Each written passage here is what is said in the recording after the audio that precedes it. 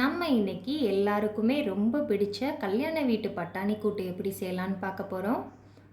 Hi friends, welcome to 90s ஜெனா channel. என்னோட சேனலை ஃபஸ்ட் டைம் பார்க்குறவங்க சப்ஸ்கிரைப் பண்ணிவிட்டு பக்கத்தில் இருக்கிற பெல் பட்டன் அழுத்திக்கோங்க. பட்டாணி கூட்டு செய்கிறதுக்கு நான் காஞ்ச பட்டாணி நைட்டே எடுத்து ஊற வச்சுருக்கேன்.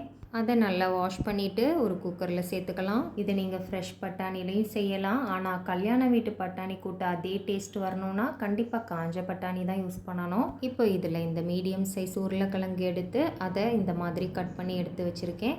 ரொம்ப பெரிய பீஸாகவும் இல்லாமல் ரொம்ப சின்ன பீஸாகவும் இல்லாமல் இந்த மாதிரி கட் பண்ணி எடுத்துக்கலாம். இப்போ ஒரு கப் அளவு தண்ணி சேர்த்துருக்கேன். இதில் 1/2 ஸ்பூன் அளவு உப்பு சேர்த்துக்கலாம். சேர்த்து இந்த பட்டாணியும் உருளைக்கிழங்கையும் ஒரு 3 விசில் வேக வச்சு எடுத்துக்கலாம். இப்போ தேவையான மற்ற பொருட்கள் என்னென்னு பார்த்துடலாம். ஒரு கொத்து கருவேப்பிலை, ஒரு பெரிய வெங்காயத்தில் சின்ன சைஸ் வெங்காயம் எடுத்து கட் பண்ணி வச்சுருக்கேன். இப்போ ஒரு சின்ன பவுல் ஃபுல்லாக தேங்காய் எடுத்துக்கலாம். அதை மிக்ஸி ஜாரில் சேர்த்துக்கலாம். இந்த தேங்காவோட அளவு ஸ்பூன் அளவுக்கு ஒரு 6 ஸ்பூன் அளவு இருக்குது. இப்போ இதில் 1 ஸ்பூன் அளவு பெருஞ்சீரகம் சேர்த்துக்கலாம். சோம்பு சேர்த்து 1/2 டம்ளர் தண்ணி ஊற்றி இதை நல்லா அரைச்சி எடுத்து வச்சுக்கலாம். இப்போ நாம் கூட்டு செய்ய ஆரம்பிச்சிடலாம். அதுக்கு அடுப்பில் ஒரு பேன் வச்சுட்டு அதில் 1 ஸ்பூன் அளவு எண்ணெய் சேர்த்துக்கலாம். எண்ணெய் சூடானதும் 1/2 ஸ்பூன் கடுகு சேர்த்துக்கலாம். கடுகு வெடித்ததும் நாம் கட் பண்ணி வச்சுருக்கிற வெங்காயத்தை சேர்த்துக்கலாம். கூடவே நாம் எடுத்து வச்சுருக்கிற கருவேப்பிலையும் சேர்த்துக்கலாம். இப்போ எல்லாத்தையும் வதக்கி விட்டுக்கலாம். வெங்காயம் ரொம்ப வதங்கி வரணும்னு அவசியம் இல்லை.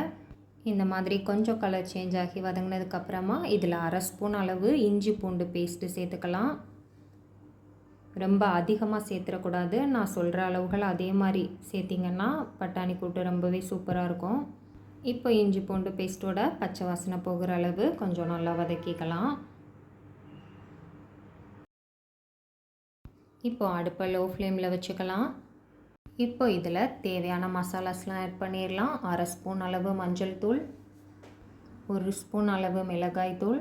இந்த 1 ஸ்பூன் மிளகாய் தூள் அளவு இந்த கூட்டுக்கு கரெக்டாக இருக்கும். ரொம்ப அதிகமாக காரமாக இருந்தாலும் பட்டாணி கூட்டு நல்லா இருக்காது. 1/2 ஸ்பூன் அளவு மல்லித்தூள், 1/2 ஸ்பூன் அளவு கரம் மசாலா தூள் எல்லாத்தையும் ஆட் பண்ணிவிட்டு மசாலாஸை நல்லா வதக்கிக்கலாம். மசாலாஸ் அடி பிடிச்சிடாமல் கொஞ்சம் லைட்டாக வதக்கினதுக்கப்புறமா நாம் அரைச்சி எடுத்து வச்சுருக்கிற தேங்காய் சோம்பு பேஸ்ட்டு சேர்த்துக்கலாம். சேர்த்துட்டு இதை எல்லாத்தையும் நல்லா கலந்து விட்டுக்கலாம். எல்லாத்தையும் நல்லா கலந்ததுக்கப்புறமா நாம் வேக வச்சுருக்கிற பட்டாணியும் உருளைக்கிழங்கையும் அதோட தண்ணியோடு சேர்த்து உள்ளே சேர்த்துக்கலாம். தண்ணி கொஞ்சம் அதிகமாக இருந்ததுனால நான் பாதி தண்ணியை வெளியில் எடுத்துகிட்டு கொஞ்சம் தண்ணியோடு தான் உள்ளே சேர்த்துருக்கேன். நீங்கள் தண்ணி குறையாக தான் இருக்குது அப்படின்னா மொத்தமாக சேர்த்துக்கலாம். நம்ம இப்போது வேக வச்ச தண்ணியோடு அப்படியே உள்ளே சேர்த்துருக்கோம். இந்த பட்டாணி 3 விசில் வச்சதுமே வெந்துருச்சு. சில கடைகளில் வாங்குகிற பட்டாணி கொஞ்சம் வேகிறதுக்கு டைம் ஆகும். அதுக்கேற்ற மாதிரி நீங்கள் பார்த்து வேக வச்சு எடுத்துக்கோங்க.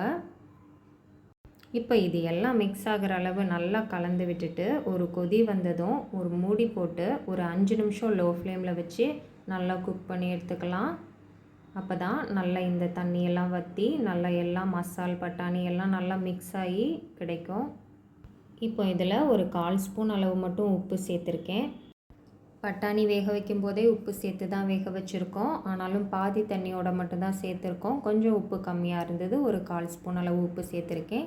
நீங்கள் உப்பு செக் பண்ணிவிட்டு தேவைக்கேற்ப சேர்த்துக்கோங்க. இப்போ ஒரு 2 நிமிஷம் ஆச்சு. இதை ஓப்பன் பண்ணி கொஞ்சம் கரண்டி வச்சு நல்லா கலந்து விட்டுட்டு திரும்ப மூடி வச்சுக்கலாம் ஒரு 3 நிமிஷம். 90s கல்யாண வீட்டு பட்டாணி கூட்டு பிடிக்காதவங்க யாருமே இருக்க முடியாது. கண்டிப்பாக இல்லை, இந்த மாதிரி எல்லோரும் ட்ரை பண்ணி பாருங்கள். இப்போ பாருங்கள் 3 நிமிஷம் ஆயிடுச்சு.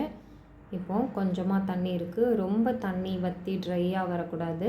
கொஞ்சம் தண்ணியாக இருந்தால் தான் நாம் கொஞ்சம் நேரம் கழித்து சாப்பிட்றதுக்கு கரெக்டாக இருக்கும். இல்லை ரொம்ப தண்ணியாக இருக்க மாதிரி இருந்துச்சுன்னா நீங்கள் ஹை ஃப்ளேமில் வச்சு லைட்டாக தண்ணி வற்ற விட்டுக்கோங்க. பாருங்கள் இந்த ஸ்டேஜில் கரெக்டாக இருக்கும். நான் இப்போ அடுப்பை ஆஃப் பண்ணிக்கிறேன். இப்போ நமக்கு ரொம்பவே டேஸ்ட்டான கல்யாண வீட்டு பட்டாணி கூட்டு ரெடி ஆயிடுச்சு.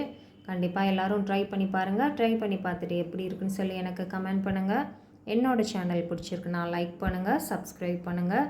இந்த லைஃப் தான் நல்ல சுவைத்து சாப்பிட நமக்கு கிடைச்சிருக்கு. ஆனால் உணவே மருந்துங்கிறத மறந்துடக்கூடாது. ஸோ சுவையான மற்றும் ஆரோக்கியமான உணவுகளை சுவைத்து மகிழுங்கள்.